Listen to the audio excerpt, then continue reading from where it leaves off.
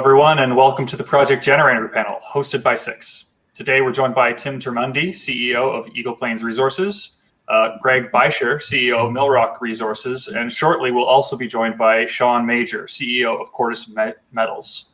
In this discussion, we'll be covering what a project generator is and what advantages or challenges they face. You can submit your questions using the Q&A panel found on the right-hand side of your screen at any time during this presentation. As always, this summit is being recorded and will be available to watch afterwards on six.com. So without further ado, Tim, I was wondering if you could leap into the first question. For any investors looking to learn, could you give an introduction to yourself, your company, and speak about what exactly a project generator is? How is your company one, and what are the differences between yourself and typical junior explorers? Okay, thanks, Cam. Yeah, I'm a professional geologist. Went to university at UBC back in the 80s. I started out my career with Cominco Exploration, focused on Western Canada, different deposit types in Western Canada. My father and I started Eagle Plains back in 1992, so we listed in 1995. So we've been a publicly traded company for over 25 years now. We sort of learned early on in the business, they're pretty stark mathematics to mineral exploration. It's very expensive to do mineral exploration, and really the odds are stacked against you.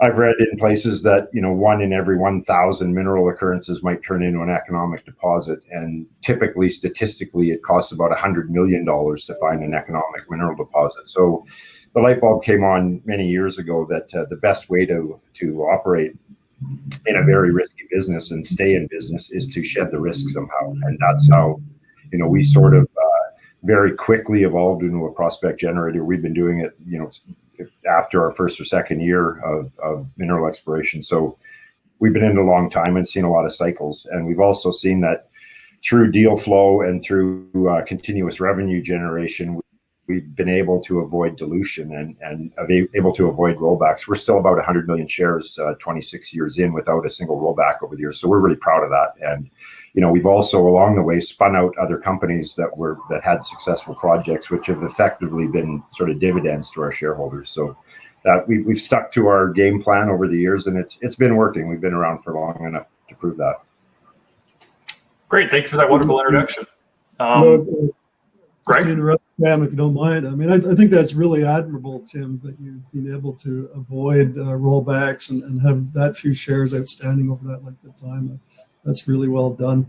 I could pick up on the same question, Cam.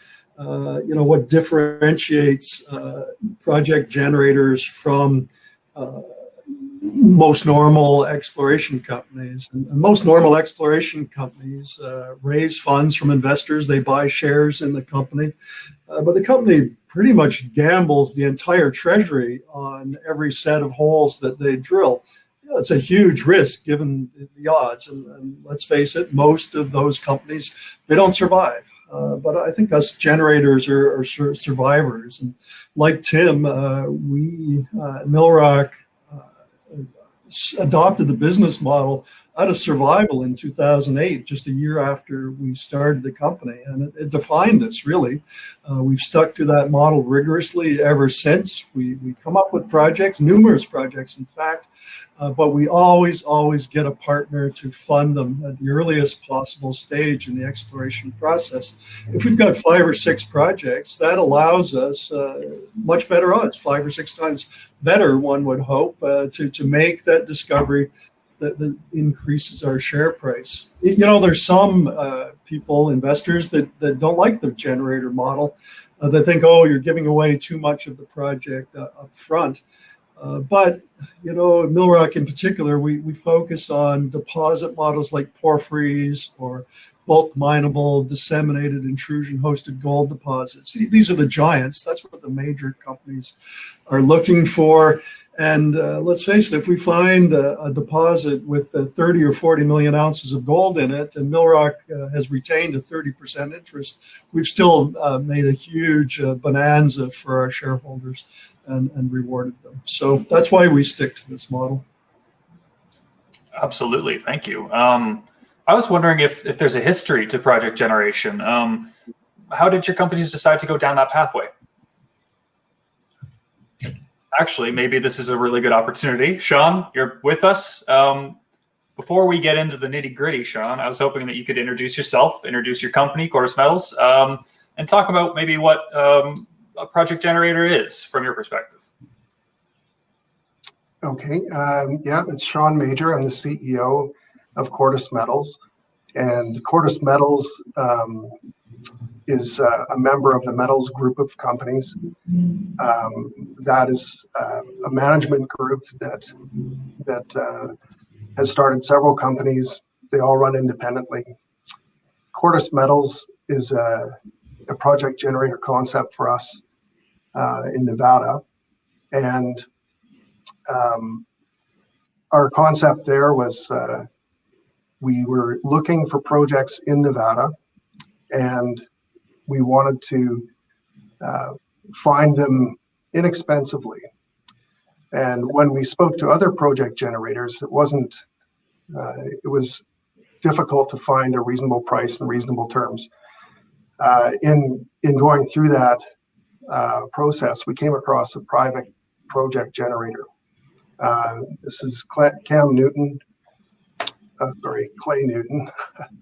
who is a PhD and has a 30-year history in Nevada. And so he had a well-established project generator concept where he's using his own methodology and proprietary data to work up targets. So we were able to make a deal with Clay where we would wrap our corporate piece around his project portfolio. And we've come away, started up this company with 20 projects already in the bag and generating more. So in our mind, a project generator is a company that has a portfolio of projects that are early stage, that have great potential for significant discovery. And in this market, we're seeing juniors and mid-tier companies looking for these early projects that they can have access to and potentially make a big discovery.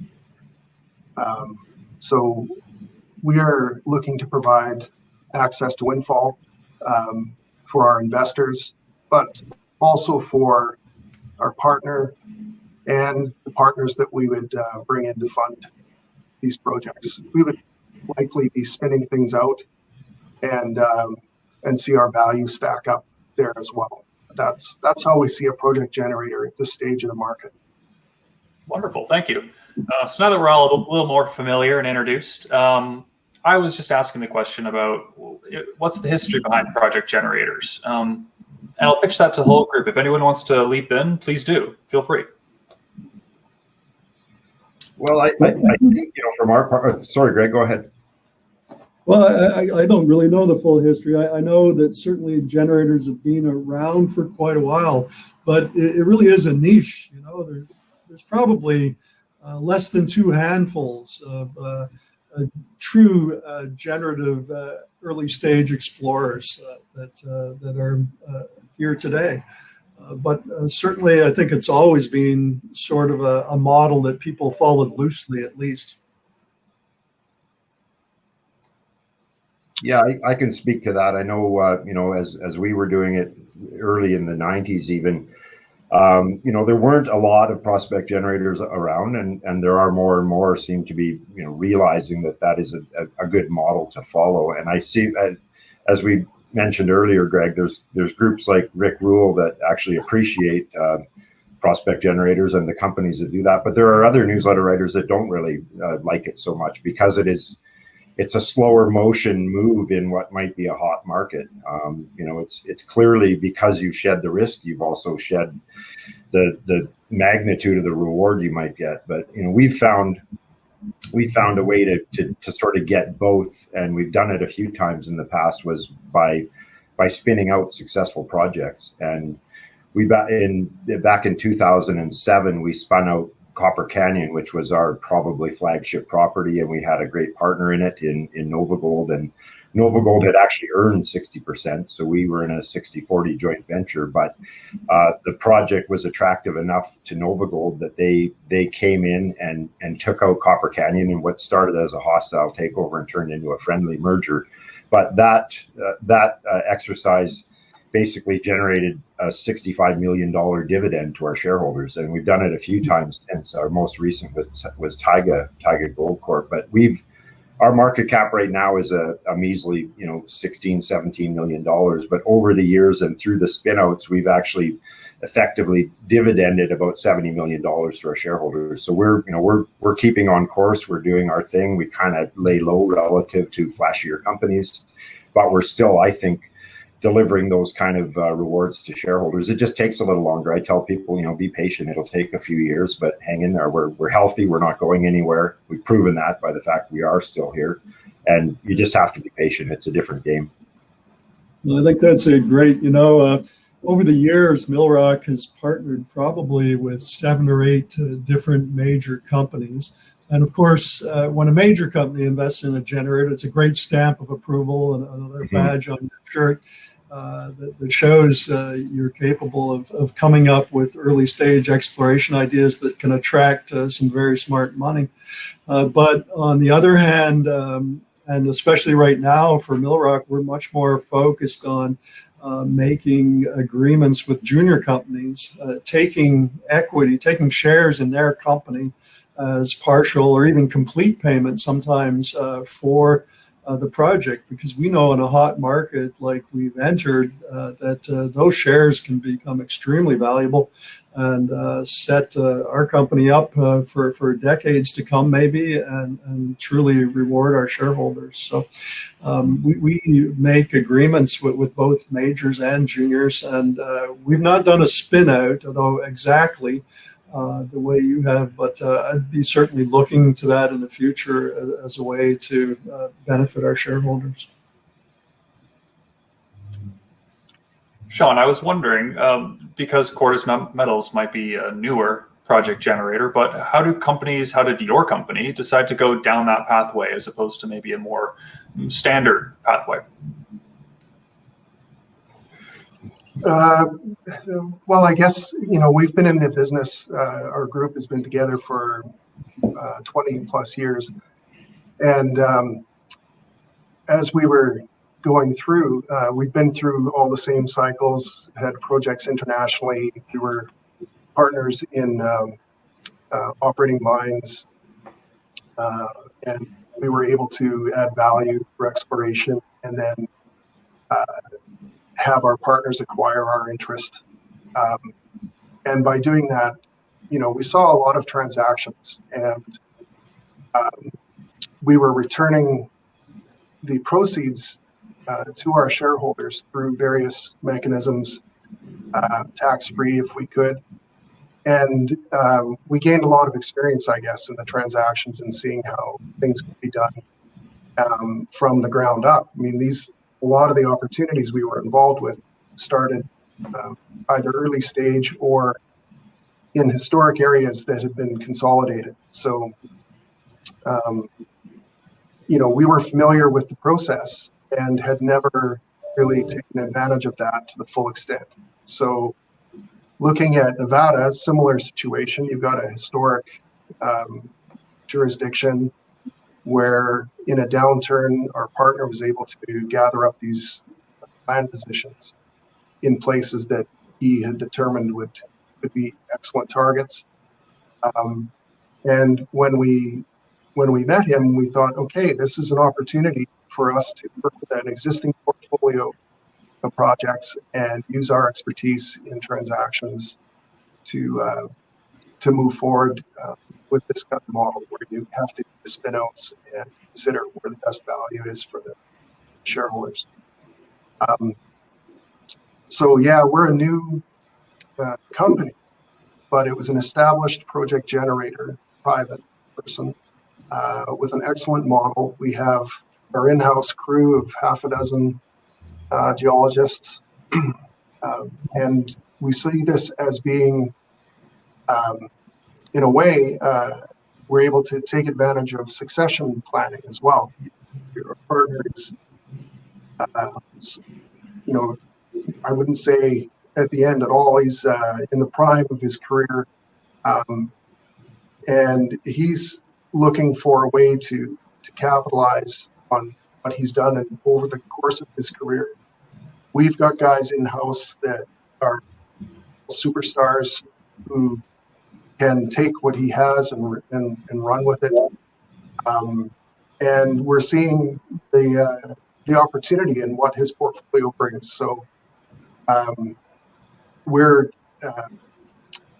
in the second or the final third of our careers, but our personnel are, I would say, in the 30s, and so they just love having the ability to look over so many projects, evaluate them, prioritize them, and consult or advise companies that are coming in. So in a way, it's a succession plan for us, a way to take over for people that are looking for a way to move and to bring people into the industry, keep the projects moving,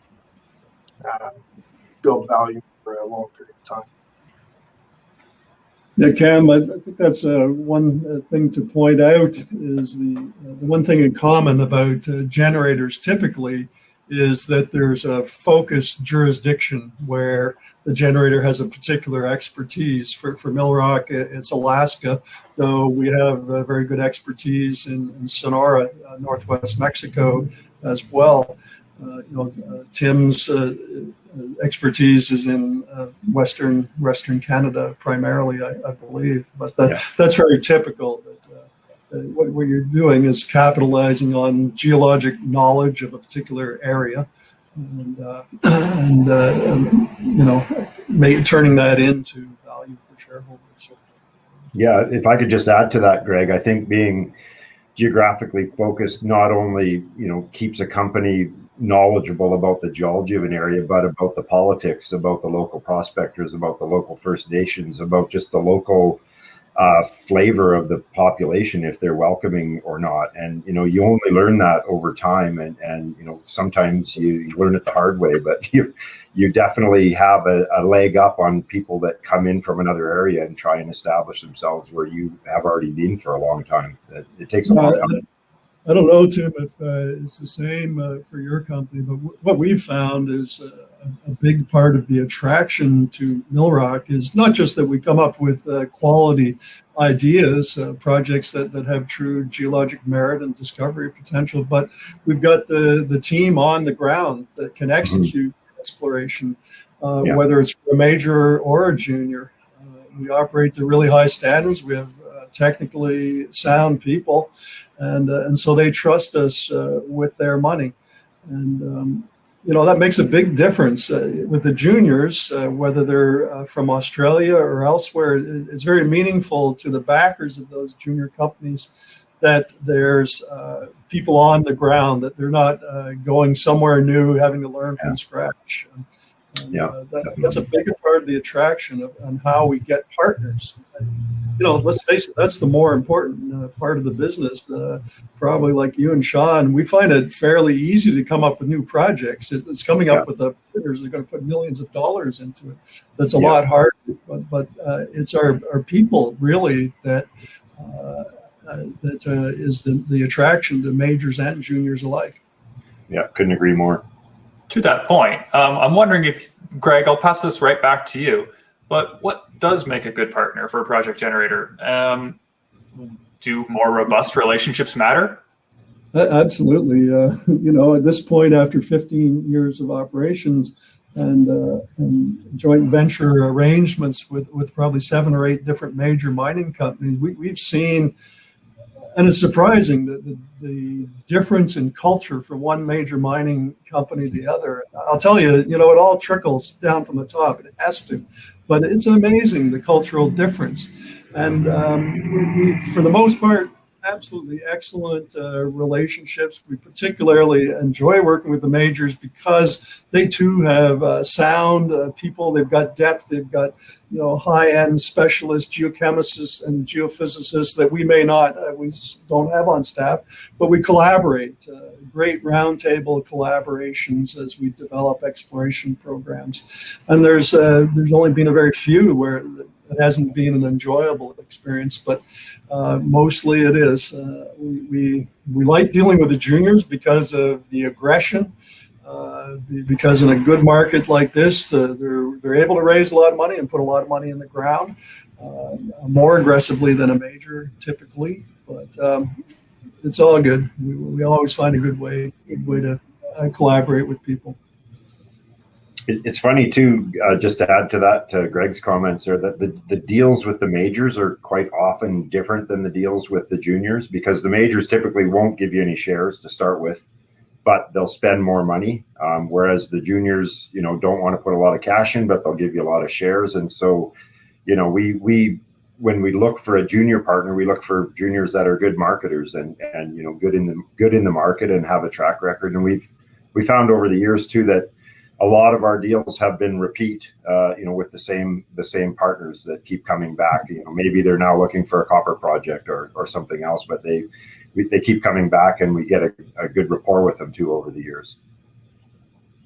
We found that we've had several private groups coming to us who are looking to start up new juniors, and they're exactly what you said, Tim. They're all into the promotion. They've got their avenues. That's their real forte. Several of them also have technical competence, but they really need a project to get started with. And they're not looking for something that's really advanced or a sure thing.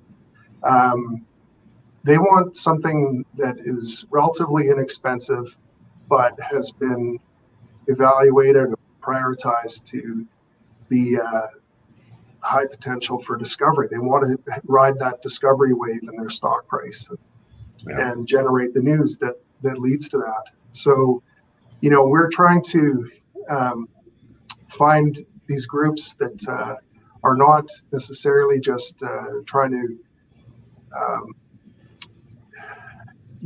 work on something on a small scale privately. We're looking for private groups and junior companies that they're looking for their initial project, that want to spend probably $1.5 million on some exploration, some drilling, significant program on these targets. And with that, they'll generate news toward a discovery, and through the terms of our deal, we will participate in the outcomes, and be flexible in the terms, because they're all in different scenarios, so we don't have a fixed way of doing a deal. We just know we want to get to the end game, and we feel that in this jurisdiction it's possible, with the infrastructure and history there and government, that we can get to production relatively quickly. So if we're able to work with our partners to get to that stage, we think in about 5 years the majors will be looking to reinvest by acquiring assets. So there's a window of time here for new companies to get good projects, get rolling, and have an exit strategy as well in a few years. Sean, I think that's a great indication that times have changed for the better. If you've got private firms coming to you wanting to invest in a particular project, that's a great sign, because, let's face it, it's been 8 very long years. 5 years ago, that just simply didn't exist. But, I think it goes to show that us project generators are truly contrarians, and it's those those down cycles that can really pay off for us. It gives us the opportunity to stake up more land because it comes available to us, or we can make deals at good prices with prospectors and other junior explorers that are having trouble keeping their claims. But it's when times start to get good, that's when everyone comes in. And if you've got that good portfolio of projects, then they're going to take them up. And I think you did well to capitalize on that technical knowledge from a person specializing in Nevada. Bring that in, and your timing's perfect by the looks of it. Mhm. Yeah, lo and behold. It's, I think when we made the initial deal, it was 2019, and it hadn't turned yet. So during the year that we worked on the terms and got the deal consummated, the company formed, that's when you saw a similar spike in the price of gold, like $1,300 spike over the course of a year, similar to the last run up.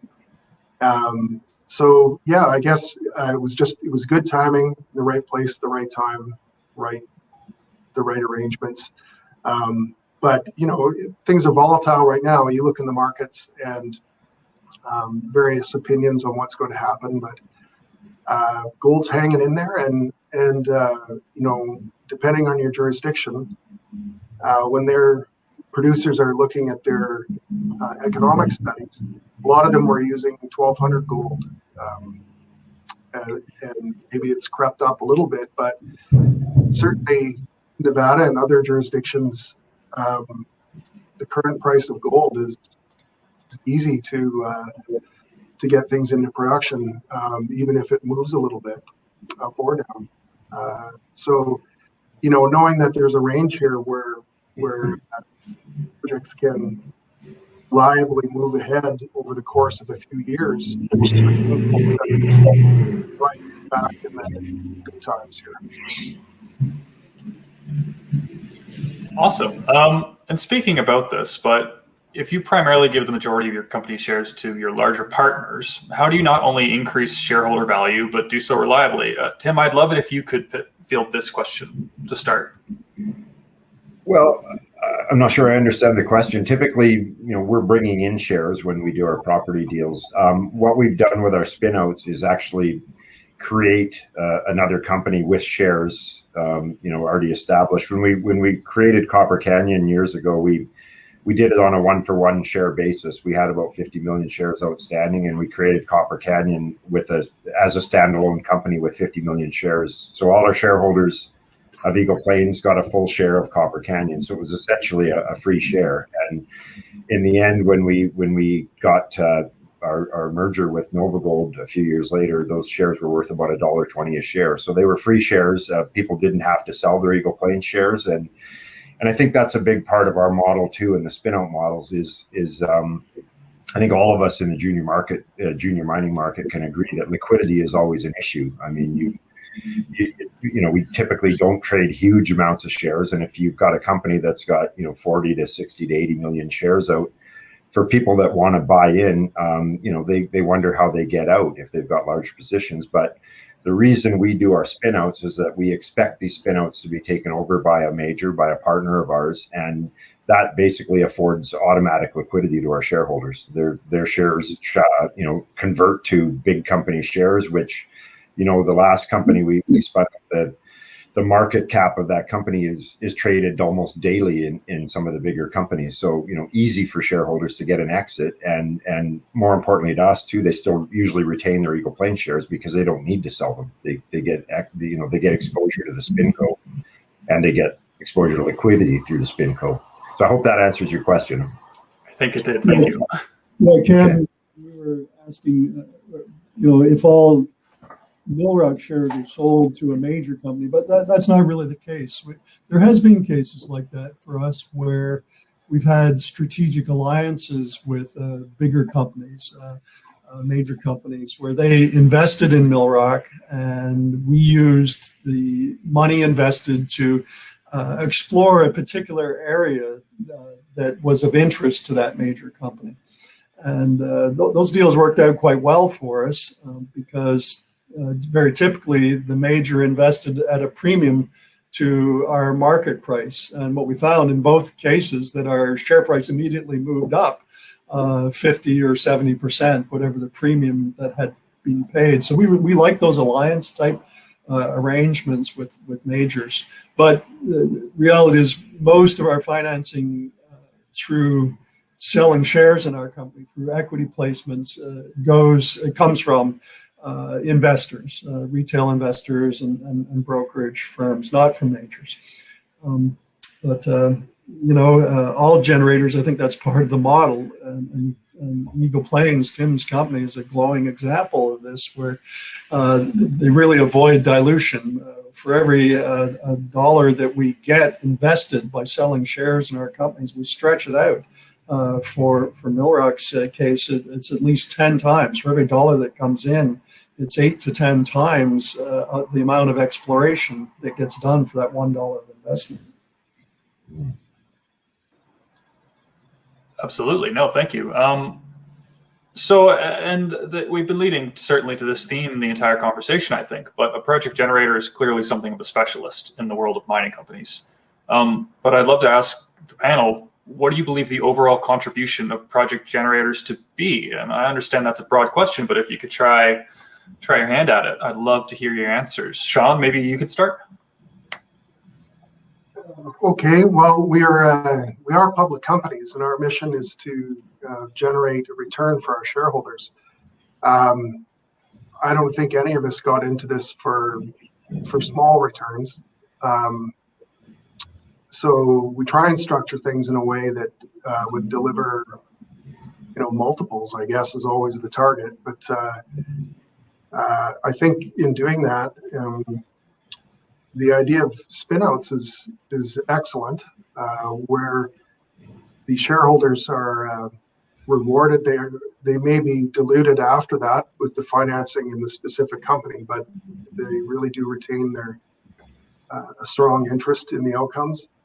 I think there's a way to do that as well with what we're talking about, and we don't rule out those kind of arrangements. We've seen in Nevada the Long Canyon project was in the last go around. They had several projects in the company that included Long Canyon. If we could generate those kind of multiples for our shareholders, we'd be happy with that. That's a situation like Greg is talking about, where a major takes you out at a premium. I think there's many ways for this to come. And as a project generator, our experience in the past with other companies that we've run, including Kaminak Gold, is that you have a portfolio of projects, you advance them as best you can with your expertise and bring in partners. And you adjust your strategy depending on technical outcomes. It's driven by market as well, the availability of capital, but you're always making the best deal you can in whatever structure makes sense going forward. Where Kaminak found the coffee project in the Yukon while it was a project generator with a portfolio in other places. We're focused in Nevada. We think that this portfolio has really got some upside to it. And we will do that with small partners, medium partners, and then targeting bigger ones in a few years when they're looking. Absolutely. Greg, Tim, do you have any thoughts about the importance of project generators, or the role that they serve in being something of a specialist? Well, it's a pipeline business, really. I mean, it starts with grassroots, and a lot of major companies don't have the appetite for grassroots, or it's very risky. We say you got to kiss a lot of frogs for anything to sort of light up and take a shine, but a lot of majors don't like doing that, and they're not, you have to be nimble too. You have to be able to move quickly. You have to be able to act without a lot of bureaucracy, and I think that's the ultimate front line is a prospector. And quite often prospectors have a hard time getting funded, frankly. And we've over the years worked very closely with prospectors. I mean, we really consider ourselves as a publicly traded prospecting company. That's what we do. We prospect a lot, and we have to be prepared for disappointment a lot. And again, a friend of my dad's told me years ago that this whole business is about risk management, and that's all we do is manage risk. It's very risky, and we figure out how to de-risk it as much as possible, but keep reward as an end game. Yeah, the generator's place in the mining business is the earliest, highest risk part of exploration and then development if a discovery is made. So there's always going to be a need for that. Like Tim says, the major companies, they aren't the same as they used to be. When I came up through the ranks of Inco, there was probably 100 or more geologists on staff that would do early stage exploration work all over the world. But that doesn't exist anymore. And the reality is junior companies hardly do any grassroots exploration. Their investors want them to drill holes and make discoveries. And so that's our niche, is developing projects and getting them ready to drill, moving them forward till they're ready to drill when they're attractive, either to majors or juniors. Wonderful. And so you say it's a niche. Where does the panel see project generation in the next 10 years? Greg, you just mentioned that there's clearly been changes in the history of mining itself, but do you think that project generation is only going to remain where it is now? Do you think it'll become more popular, less popular? And do you think that the niche it fills will always exist? Yeah, I think the niche is always going to be there, that this particular model is always going to be successful for sound technical geologists with business acumen. It's not the easiest business model, I'll tell you. I mean, you got a lot of balls in the air at any one point, juggling prospectors and lawyers and so many projects at one time, and especially if you're the operator of those projects on behalf of the partners.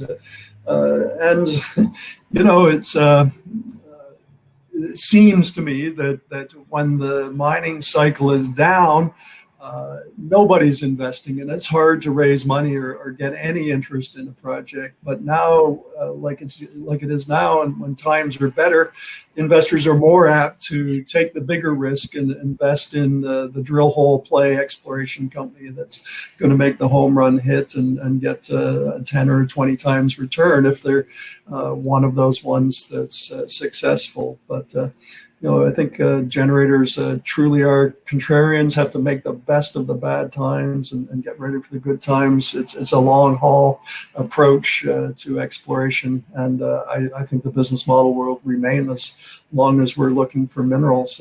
One thing is I think it's going to be a long upcycle, and I think for us generators, it's going to get hard to generate because there's going to be a lot of competition out there in the years to come. Claims are getting staked up again by new junior companies, and so the luxury, I guess I would call it, that we've had to be able to stake up big tracts of open land is disappearing, and probably won't be around for some time.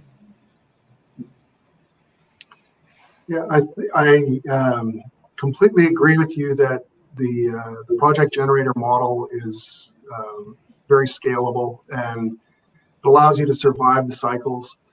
And acquiring good projects in a downturn is essential. It's a way that you start with the right price. You can build on that through the various partnerships. Who knows how many you need to get to the end game, but you have to start at a great place.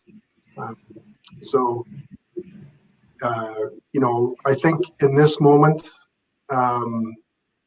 we look at ourselves as an accelerator.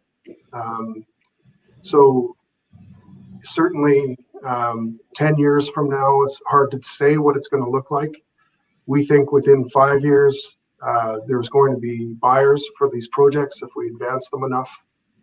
And we're looking for to deliver a payoff. Kind of like, it's an educated guess. So I view it as better than a lottery ticket, but you can use that analogy and say we've got, in our case, maybe 20 shots at the lottery, and you might win one or none or a few of them. And So, that, I think that opportunity is what investors are looking for. And if you do it through one junior, that's one junior, maybe one or two projects. If you invest in a project generator, you've got many projects and you participate in the outcome with what I view as a better shot to ride that discovery wave. Yeah. I've heard people use the term that generators, project generators, are like mutual funds of the exploration business, a basket of projects. Yeah, I mean, every company wants to be the next Great Bear Resources, with a big discovery and attention around the world. But for every Great Bear, there's probably 100 companies in the corporate graveyard, or who have been rolled back, or have gone on to other commodities or other industries, other sectors altogether. So, you play the risk. It's risk management. It's that simple. Fair enough. Sean, I'd love it if you could walk us through some upcoming catalysts for your company. What should investors and potential shareholders walk away with? Oh, okay. Well, we were listed last fall, and we have done some exploration work and evaluated the project portfolio. So we are getting to the point now where we're going to be able to generate news on those projects. And that'll, I think, demonstrate the opportunities that people have, show that it's credible. We will be consummating our transaction, which was an auction, at some point where we have to make a decision on that. And going forward, we'll have things to promote. It's going to be an exciting year, I think, that will include forming our partnerships with the private groups and junior companies. So I expect all of those things to be happening in 2021 and going forward. Our current agreement is a 2-year agreement, which we're partway through. And we will be doing our best to make these projects come to fruition, or set them up to do that in the years coming. Thank you. Tim, what's your company? What's on the horizon for it? We've got 3 or 4 drill programs planned this year. We've already carried out one in Saskatchewan on our Olson project. In this frothier market we're in, our partners are well funded and very aggressive. So we're expecting 3 or 4 drill programs this summer, in addition to our grassroots work that we're doing on our own projects as well. And we're also sort of evolving to a bit of a hybrid model in this market anyway, that we are going to drill a couple of our own projects and keep them 100% in our control, and, risk our treasury on it. But we're in a position now that we're very healthy, and we think we can afford that risk. So we're trying to, please various types of investors that want the home run hits, or some that are happy with base hits, a few at a time. Absolutely. Last but not least, Greg? Yeah, similar for us. We've got quite a few active partnerships. We're looking forward to drilling on at least 3 or 4 different projects with partner funding this year. We're generating, we're moving very quickly. We raised money a couple of months ago and aggressively staking claims while we still can, before times get too good and the competition's too intense. So those will all be good projects for the future, but lots of opportunities to make that drill hole discovery this summer, and then in the winter in Sonora. But this summer in Alaska, and then reward our shareholders with that discovery share price increase. We've done it in the 15 years of operation. We've seen our price fluctuate from a low of 5 cents to over $1, and then from 7 to 10 cents up to 30.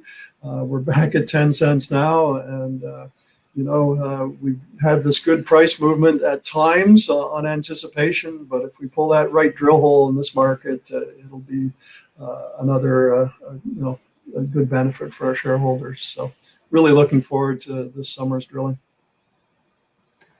Great. Well, thank you guys so much. I think that's all the time that we have for today.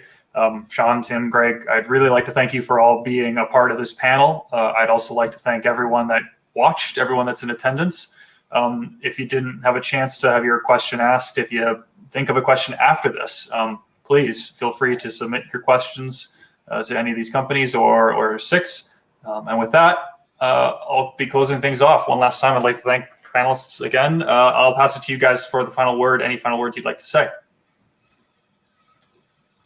Well, always a pleasure, and great to speak with other project generators. And maybe I'll just close by making the distinction between project and prospect generators. I think the two terms are used interchangeably, but I really prefer project generator because on any one project that companies like ours create, there could be a dozen or even 50 different individual mineral prospects. And so this is really what we do, is generate the project. And that might be consolidating claims over a larger area, picking up claims to make a cohesive land package. And that's an important skill that generators possess. But just having one little prospect doesn't do it. And so I think project generator is the right term.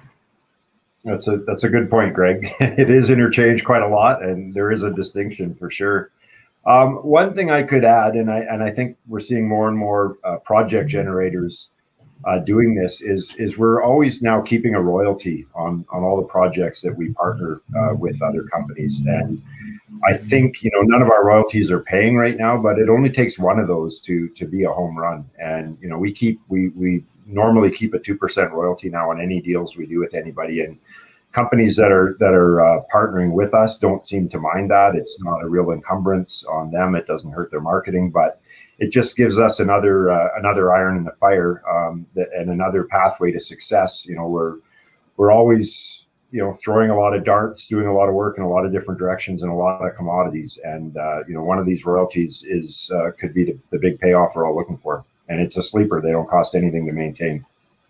Yeah, I know you were fixing to close things out, Cam, but I think Tim raises a great point. And you look at some of the most successful generators like Altius Minerals or EMX Royalties. I mean, that's what they've done. They capitalized on an initial discovery, but they've changed themselves into royalty companies, still using their geological expertise. But they've built fantastic companies that are very strong royalty-owning companies with great cash flow. And I think that's mostly what we aspire to become.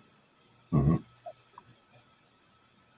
Okay, I'm just going to leave a final thought here on Quartus, is that as a project generator, it's got well over 2,000 claims in Nevada across 20 projects.